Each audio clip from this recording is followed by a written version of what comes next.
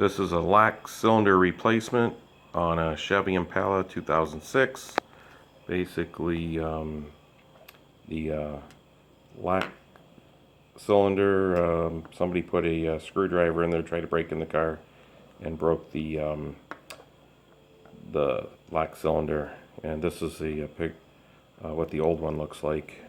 Basically, I ordered this guy right here, and after putting in the new keys to reflect what the old key structure is, it looks like all the keys are now flush into the new cylinder, so it looks like everything went very well on this conversion. So what I basically had to do here is starting on the top key here. There's 4 circles on the top. I started on the end position and basically pulled out the first key, and the first key had a number over here on the left hand side, and basically I took that number 1 through 5 and pulled out the new key that came along in the kit. So basically here's number 1 keys. Keys number 2 are right there. Keys 3, keys 4, and keys 5. And then also the kit has got these little springs in here that you put in the hole before you load the key on the new cylinder. So basically over here there is a hole there. I put the spring inside of there, and then I took the key and snapped it in to the first position here on the end.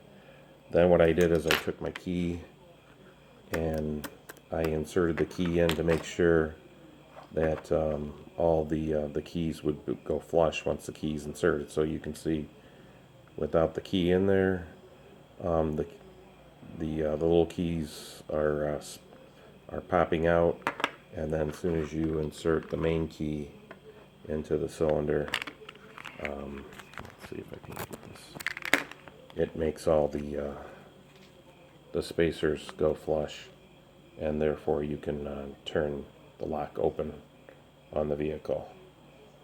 So once again, I took out the first spacer, checked the new cylinder, make sure it worked. Then I went to the second one, made sure it worked, and the new. So these spacers right here are all different numbers. They could be like number 1, number 3, number 5, number 2, number 3. But basically you just get that little number down here on that little tab. And once you get all those put into your new cylinder, now you should be able to then take that and put that back into your housing. And then it came with a different clip on the end to hold your unlock shaft inside the door. So overall, it was a very easy conversion, and the new cylinder was about $100. I think at the dealer they wanted about 200 and something, and then a programming fee.